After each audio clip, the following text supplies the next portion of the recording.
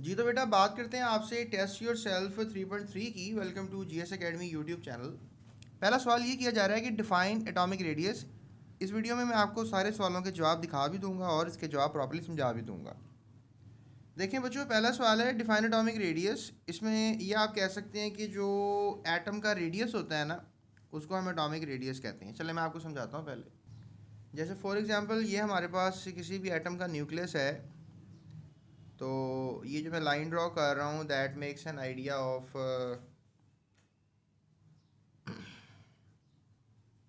Shell, कि यहाँ पे ये पॉसिबिलिटी है कि इलेक्ट्रॉन घूमेगा। इसको आप शेल कहते हैं। और आप कह लेंगे इसको ऑर्बिट भी कह सकते हैं। और इसको हम क्वांटम नंबर भी कह सकते हैं। क्वांटम नंबर 1, ये पहला शेल है तो क्वांटम नंबर 1 होगा ये। और इसके अलावा इसको आप ऑर्बिटल और भी मुख्तलिफ नाम ले सकते हैं। तो ये जो मतलब हमारे पास शेल है जहाँ पे इलेक्ट्रॉन ने, आपको पता है, घूमना होता है अराउंड द न्यूक्लियस। इसकी स्पिन ऑपोजिट भी हो सकती है, क्लॉकवाइज भी हो सकती है। लेकिन रेडियस क्या होता है? न्यूक्लियस के सेंटर से लेके शेल का जो फासला है, इसको रेडियस कहते हैं। यानी एटम का जैसे सर्कल होता है ना, आपने पढ़ा था सर्कल का जो हाफ है वो डायामीटर होता है। क्या ख्याल है? सर्कल का जो हाफ है वो क्या होता है? डायामीटर। तो जो डायामीटर का भी हाफ होता है वो रेडियस होता है। ये रेडियस है। ठीक है, क्या लफ्ज़ है? रेडियस। तो ये आपने याद रखना है, ठीक है। ये बात आपको पता होनी चाहिए। अगर ये बात आपको याद रहेगी तो फिर डेफिनेशन भी आपको याद हो सकती है। अब उसकी डेफिनेशन क्या होगी ये मैं आपको बताता हूँ। तो पहले बच्चों, ये इसकी जो है ना डेफिनेशन होगी, the half of the distance between the nuclei of the two atoms. ठीक है, अब आप यहाँ मतलब ये तो यहाँ पे तो मैंने आपको समझाया ना कि रेडियस क्या होता है। तो अब यहाँ पे मैं बात कुछ और कर रहा हूँ, तो आपको थोड़ा सा कन्फ्यूजिंग होगा कि ये क्या बात हुई। ऊपर बात कोई और समझाई गई है, नीचे बात कोई और की जा रही है, लेकिन बात वही की जा रही है। मैं समझाता हूँ आपको। जैसे ये सर्कल है ना हमारे पास, ठीक है। एक और सर्कल हम बना लेते हैं। ये हमारे पास अब एक और सर्कल बन गया। अब ये जो न्यूक्लियस है, ठीक है, और ये जो न्यूक्लियस है, इन दोनों का जो डिस्टेंस है ना, दो न्यूक्लियस का जो हाफ डिस्टेंस है, तो इसका रेडियस नहीं बनेगा। ये आर ही होगा ना। ये भी क्या होगा? आर। ये वो बात कर रहा है कि the half of the distance, के इस डिस्टेंस का half between the nuclear of two atoms, दो एटम्स के न्यूक्लियर के दरमियान, when they are in contact with each other. तो आप इसको भी क्लोरीन समझ लें या हाइड्रोजन समझ लें। हाइड्रोजन समझ लें, बुक में हाइड्रोजन की एग्जांपल है। कार्बन की समझ लें, कार्बन समझ लें इसको, कार्बन। इसको भी आप क्या समझ लें? कार्बन समझ लें। तो साइंसदान ये कहते हैं कि ये जो डिस्टेंस है ना, मतलब ये तो छोटी चीज़ का डिस्टेंस है, तो दैट इज़ बेसिकली 154 पिकोमीटर। ये डिस्टेंस क्या है? 154 पिकोमीटर है। तो इसका हाफ क्या होगा? हाफ करने के लिए क्या मुश्किल है, 2 से डिवाइड कर दें। हाफ करेंगे तो क्या हो जाएगा? 77 पिकोमीटर। अब समझ में आई आपको? तो कार्बन का रेडियस क्या हुआ? The radius of, atomic radius कह लो ना मैं इसको, द एटॉमिक रेडियस ऑफ किसका? Carbon atom. Atomic radius carbon atom का क्या निकला? 77 picometre, which is the atomic radius of the carbon. और ये एटॉमिक रेडियस है कार्बन का, ठीक है। तो ये अब आपने याद रखना है। इसका जवाब का आप स्क्रीनशॉट लेना चाहते हैं, मैं आपको दिखा देता हूँ। तो ये आप इसका 3.3 के पहले सवाल का स्क्रीनशॉट लें। अगला सवाल है, what is SI unit of atomic radius. तो एटॉमिक रेडियस का एसआई यूनिट क्या होता है? तो मैंने अभी बताया पिकोमीटर होता है। क्या ख्याल है? तो जो पिको होता है वो 10⁻⁻12 के बराबर होता है। एसआई यूनिट जो है वो किसी भी एटम का क्या होगा? Picometre. तो जो पिको होता है वो आपने फिजिक्स में पढ़ा है ना। ये आपकी फिजिक्स की बुक है, पेज नंबर 7 है। ये लिखा हुआ पिको, कहाँ लिखा हुआ? ये, ठीक है। तो पिको किसके बराबर आ रहा है? तो अगर कहीं लिखा हुआ है पिको मीटर, तो क्या लिखा होगा? 10⁻⁻12 मीटर, ये लिखा होगा ना। क्योंकि पी का मतलब तो यही है ना प्यारे बच्चों। और ये 10⁻⁻12 का मतलब है कि 1 मीटर से आपने कितने टुकड़े कर देने हैं 1 मीटर के? 1 2 3 4 5 6 7 8 9 10 11 12 इतने टुकड़े करने हैं आपने एक मीटर के। 1 मीटर के इतने टुकड़े करने हैं, तो फिर हिसाब लगाएं एटम कितना छोटा है। तो उसने आपके करोड़ों उसके आपने टुकड़े कर दिए हैं किसी एक चीज़ के, तो फिर एक एटम का साइज़ निकलता है। उसके अलावा ये सारा टेबल आप याद करें, इसमें femto, atto, milli, micro, deci, centi, hecto, kilo, mega, giga, tera, peta, exa हैं, ये सब इनके रीडिंग्स हैं। या बल्कि कहीं टेबल ना बना के ना क्लास में भी लगाएं, घर में भी लगाएं, और डेली इसको देखना आपने। जैसे आप शक्ल देखते हैं ना शीशे में, ऐसे आपने डेली इसको भी देखना है। जिस तरह आपको अपनी शक्ल याद है, तो ये भी याद हो ही जाएगा आपको। चलें अगला सवाल करते हैं। तो बेटा अगला सवाल किया जा रहा है, why size of atom decrease in a period. ठीक है, एटम का साइज जो है वो पीरियड में डिक्रीज क्यों करता है? तो ये आप रेफरेंस देख सकते हैं कि जब हम पीरियड में लेफ्ट टू राइट जा रहे हैं ना, पीरियोडिक टेबल में लेफ्ट टू राइट जाएं तो lithium, beryllium, boron, carbon, nitrogen, oxygen, fluorine, neon, ये एलिमेंट्स आते हैं। तो आप देख रहे हैं कि एटम का साइज जो है वो कम ही होता चला जा रहा है। ये पिकोमीटर में ही है ना, अभी जो बताया मैंने आपको।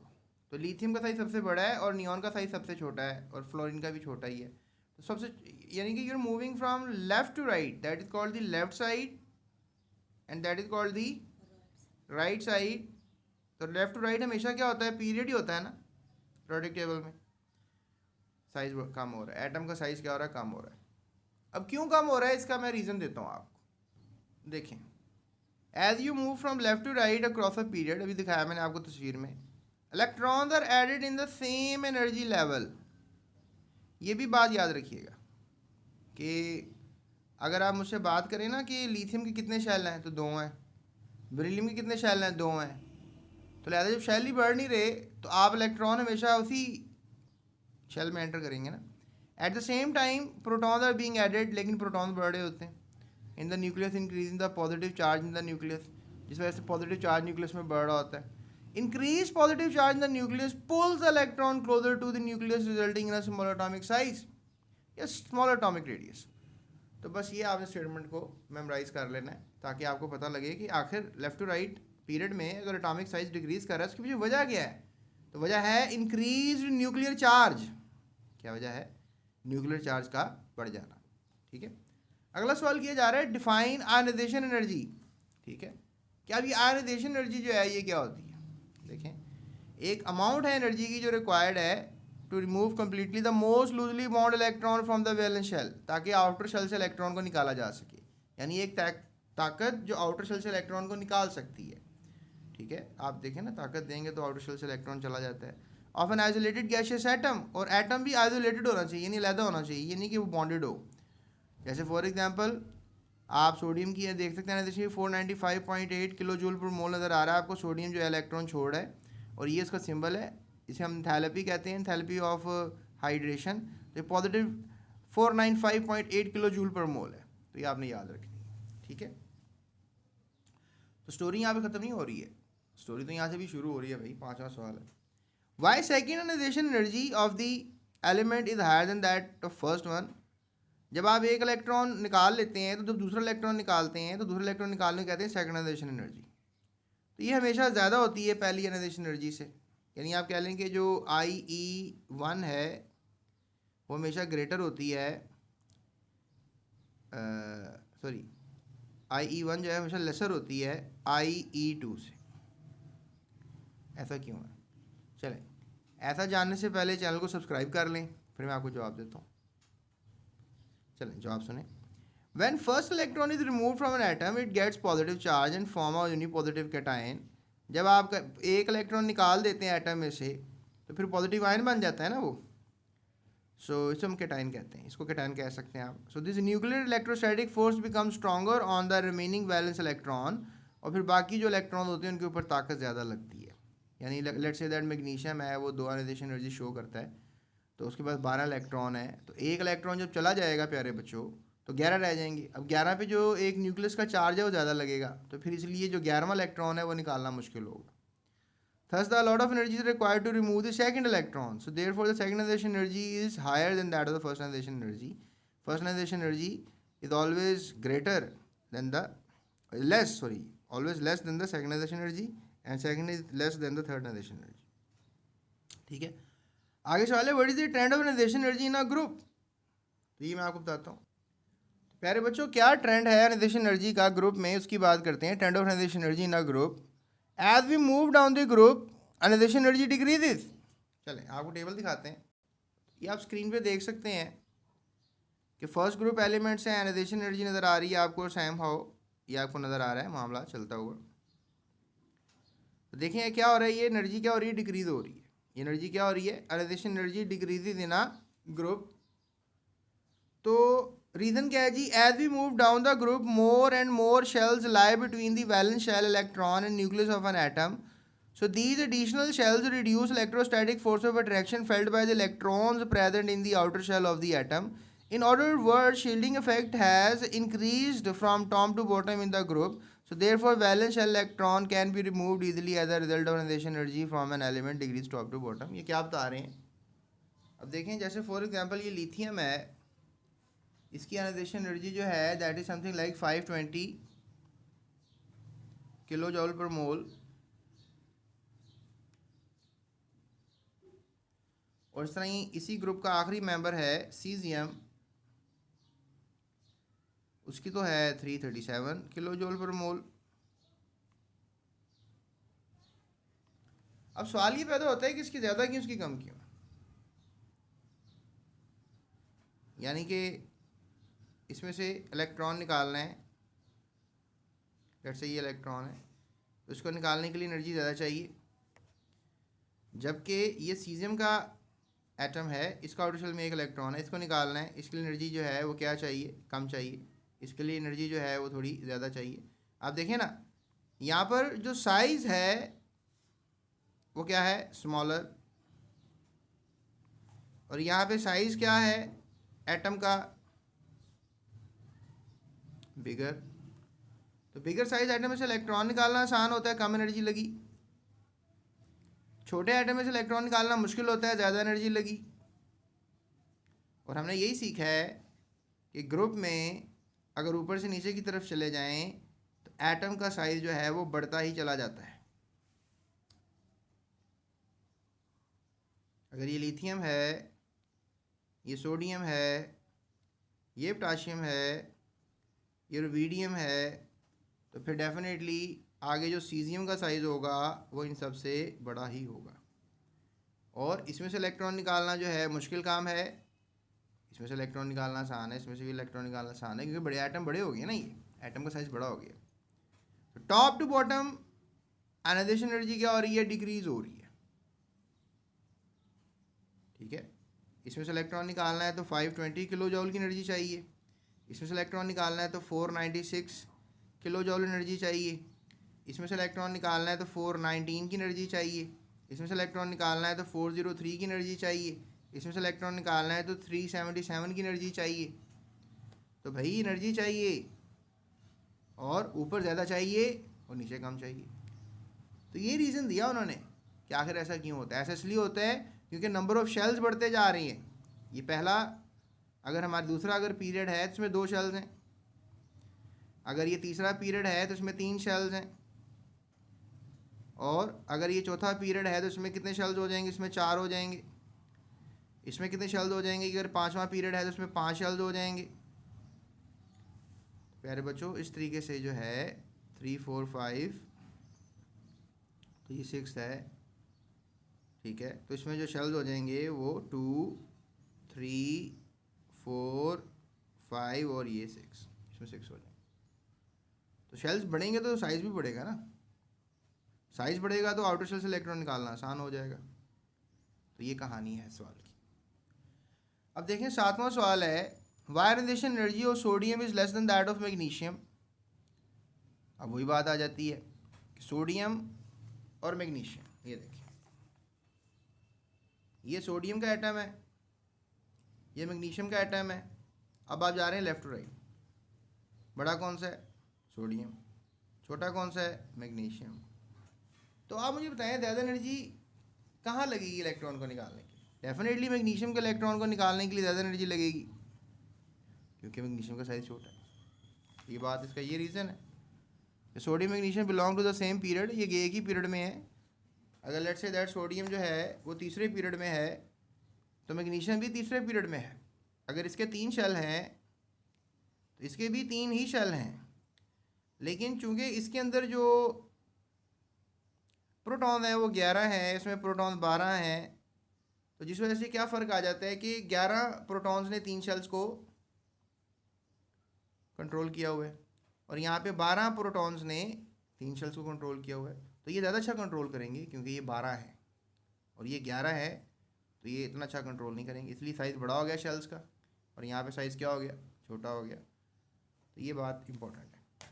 ये लिखा हुआ है कि sodium and magnesium belong to the same period, atomic radius of sodium is greater than that of magnesium. तो सोडियम का एटॉमिक रेडियस क्या होगा, ज़्यादा होगा, अभी दिखाया मैंने आपको। So therefore less amount of energy is required to remove electron from sodium. तो सोडियम से इलेक्ट्रॉन निकालना क्या हो जाएगा, आसान हो जाएगा, उसकी एनर्जी कम है। So due to the less force of attraction of nucleus on valence electrons, देखो ना, अब चूंकि इसका फासला ज़्यादा है इसलिए इस वैलेंस इलेक्ट्रॉन्स पे जो अट्रैक्शन लग रही है वो कम लग रही है और इसका फासला जो है वो क्या है, कम है। इसी जो अट्रैक्शन लग रही है वो क्या लग रही है, ज़्यादा लग रही है। इस पर अट्रैक्शन क्या लग रही है, कम, क्योंकि फासला ज़्यादा है। इस पर फासला कम है वैलेंस शेल का, तो अट्रैक्शन ज़्यादा लग रही है। इसलिए यहाँ से इलेक्ट्रॉन निकालना मुश्किल होगा, यहाँ से इलेक्ट्रॉन निकालना आसान होगा। So in case of magnesium its radius is smaller, nucleus has strong electrostatic force of attraction on the valence electron, so greater amount of energy is required to remove valence electron, as a result this energy becomes greater। ठीक है, चलो अब आगे अगला सवाल कि why difficult to remove electron from halogens। ठीक है, अब halogens क्या होते हैं, देखो halogens होते हैं फ्लोरीन, क्लोरीन, ब्रोमीन, आयोडीन और एक और होता है एस्टेटिन। ठीक है, बल्कि सॉरी आर्सेनिक हो गया, ये AT एस्टेटिन। तो ये बेसिकली कह लेंगे प्रोडक्ट टेबल में बिल्कुल एंड पे होते हैं। ये देखो आप यहाँ पर, ये प्रोडक्ट टेबल है आपका और इस प्रोडक्ट टेबल में ये हैलोजेंस हैं 17 ग्रुप वाले, फ्लोरीन, क्लोरीन, ब्रोमीन, आयोडीन। याद रखना पीरियड में साइज़ कम होता है, तो ये छोटे आइटम्स हैं। ये ब्लू भी किया हुआ है इन्होंने, ब्लू इसलिए किया हुआ है कि इनमें से इलेक्ट्रॉन निकालना आसान काम नहीं, छोटे आइटम्स हैं ना। ये तो बता रहा हूँ कब से मैं आपको कि छोटे आइटम में से इलेक्ट्रॉन निकालना मुश्किल अमल है। तो ये सारा ग्रुप आखिर में आता है, जो भी प्रोडक्ट टेबल की यहाँ आखिर में आएगा, इन सारे इनके ये तो इतने छोटे हो गए कि इनमें से इलेक्ट्रॉन निकलता ही नहीं, ये तो नोबल गैसेज हो गई हैं। पर इनसे कोशिश करें तो निकल जाता है, लेकिन फिर भी ये निकालना पसंद नहीं करते। तो प्रोडक्ट टेबल की जो राइट साइड है, सॉरी जो लेफ्ट साइड है, यहाँ पे आइटम्स बड़े होते हैं, येलो किए हुए हैं, इनको मेटल्स कहते हैं, ये इलेक्ट्रॉन निकाल लेते हैं, लेकिन ये इलेक्ट्रॉन निकालना पसंद नहीं करते। तो यहाँ पे आप कह सकते हैं कि डिफ़िकल्ट क्यों है हैलोजन से इलेक्ट्रॉन निकालना। तो आप ये कह सकते हैं इसको, हैलोजन को 17 ग्रुप कहते हैं। हैलोजन स्मॉलेस्ट एटॉमिक रेडिया रखते हैं अपने पीरियड्स में, तो लिहाजा इनका जो एटॉमिक रेडिया है वो उनके स्मॉल होने की वजह से जो उनका न्यूक्लियस है उनके वैलेंस इलेक्ट्रॉन को होल्ड करके रखता है, बड़ी स्ट्रांगली होल्ड करके रखता है। इसलिए जो है बहुत मुश्किल हो जाता है इलेक्ट्रॉन्स को निकालना हैलोजन एटम्स में से। फिर सवाल कि शील्डिंग इफेक्ट क्या होता है। अब शील्डिंग इफेक्ट क्या होता है, जैसे फॉर एग्जांपल आपको ये 2 एटम नज़र आ रहे हैं, सोडियम एंड मैग्नीशियम। अब आपको पता है कि यहाँ पे हमारे पास 2 शेल्स हैं, इनर शेल्स, इसमें भी 2 ही शेल्स हैं इनर शेल्स। तो यहाँ शील्डिंग इफेक्ट सेम होगा क्योंकि इनर इलेक्ट्रॉन्स भी सेम होंगे और इनर शेल्स भी सेम हैं, 2 इसमें 2 इसमें, शील्डिंग इफेक्ट सेम है। लेकिन सोडियम और पोटेशियम में फ़र्क हो सकता है। ये देखिए, लेट्स से दैट कि ये सोडियम का एटम है, इसके 3 शेल्स हैं, ठीक है, और ये किसका एटम है, इसके नीचे लगा लेना, ये सोडियम है और ये पोटेशियम है। ये चौथे पीरियड में है, ये तीसरे पीरियड में है। ये 11वां एलिमेंट है, ये 19वां एलिमेंट है। इसके पहले शेल में 2 होते हैं, दूसरे शेल में 8 होते हैं, आखिरी शेल में 1 इलेक्ट्रॉन होता है। इसके पहले शेल में 2 होते हैं, फिर 8 होते हैं, फिर 8 होते हैं, फिर 1 होता है। 2 और 8 10 और 8 18 और 1 19। तो इसके इनर शेल्स कितने हैं, 3, और इसके इनर शेल्स कितने हैं, 2। ये अगर वैलेंस इलेक्ट्रॉन 1 है, यहाँ पे वैलेंस इलेक्ट्रॉन 1 है, ये देखिए न्यूक्लियस भी दूर है, एक तो ये वजह होगी। अट्रैक्शन कम हो जाएगी इलेक्ट्रॉन पे, यहाँ न्यूक्लियस करीब है अट्रैक्शन ज़्यादा रहेगी। लेकिन एक और वजह ये होगी कि इनर शेल्स यहाँ पे 3 है, यहाँ पे जो इनर शेल्स हैं वो 3 है, और यहाँ पे जो इनर शेल्स हैं सोडियम के अंदर वो 2 हैं। 2-3 का फ़र्क जो है इंडिकेट करता है कि यहाँ शील्डिंग इफेक्ट ज़्यादा होगा, पोटाशियम में शील्डिंग इफेक्ट जो है वो क्या होगा, ज़्यादा होगा, जबकि सोडियम में शील्डिंग इफेक्ट है वो क्या होगा, कम होगा। तो reduction of forces of attraction between the nucleus and the valence electron, यही होता है कमी फोर्सेज में, रिडक्शन कमी को कहते हैं ताकतों में, किसके दरमियान, अट्रैक्शंस किसके दरमियान, न्यूक्लियस में और इलेक्ट्रॉन्स में जो वैलेंस इलेक्ट्रॉन्स हैं, due to the underlying filled shells, वो जो दरमियान में शेल्स होते हैं, बताया एक में 2 इनर शेल्स और एक में 3 इनर शेल्स हैं, एक को शील्डिंग इफेक्ट कहेंगे। It remains the same in period, मैंने अभी पीरियड की भी आपको बात सुनाई कि जो सोडियम और मैग्नीशियम है इसमें कोई शील्डिंग इफेक्ट का फ़र्क नहीं होगा, साइज़ का फ़र्क है लेकिन इनर शेल्स 2 हैं, इसलिए इनमें शील्डिंग इफेक्ट का फ़र्क नहीं होगा। ठीक है, अगले सवाल की तरफ चलते हैं। तो बेटा अगला सवाल है, how does shielding effect decrease the electrostatic forces of attraction between the nucleus and the outermost electrons. ठीक है, ये सवाल है ना, ये जो हमारे पास 10वां सवाल है ये सवाल है। तो electrons of filled shells present between the nucleus and the outermost shell of an atom act as shield. Shielding effect जो है वो इलेक्ट्रोस्टैटिक फोर्सेस को कम कर देता है न्यूक्लियस के आउटरमोस्ट इलेक्ट्रॉन्स के। कैसे? क्योंकि इलेक्ट्रॉन्स क्या करते हैं, जिस तरह बादल आ जाते हैं ना सूरज की और आपके मेरे दरमियान, तो सूरज की रोशनी हम पे कम पड़ती है, इसे समझिए कि न्यूक्लियस की ताकत कम पड़ती है इलेक्ट्रॉन्स पे अगर बीच में इलेक्ट्रॉन आ जाए। समझ गए? आई होप समझ गए होंगे। So valence electrons experience less nuclear charge, जब बादलों की वजह से धूप हम पे कम पड़ेगी हमें गर्मी कम लगेगी, होता है ना गर्मियों में भी सर्दी लग जाती है जब बादल आते हैं आगे। So in this way shielding effect decrease और electrostatic force of attraction between the nucleus and the outermost electrons.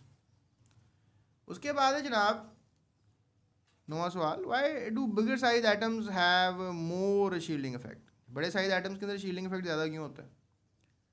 तो shielding effect goes on increasing in a group due to increase in the number of filled shells between nucleus and valence shells electrons. It's mean that the bigger size atoms have greater shielding effect due to the greater number of filled shells between the nucleus and valence shell electrons. जैसे potassium जो है वो ज़्यादा shielding effect show करता है sodium से, क्योंकि उसके greater number of filled shells होते हैं between the nucleus and valence shell electrons can cause screening और शील्डिंग। बिगर साइज एटम्स का शील्डिंग इफेक्ट क्यों होता है? इसमें सोडियम और पोटेशियम की एग्जांपल भी जो समझाइए आपको, वही आप फोकस कर सकते हैं।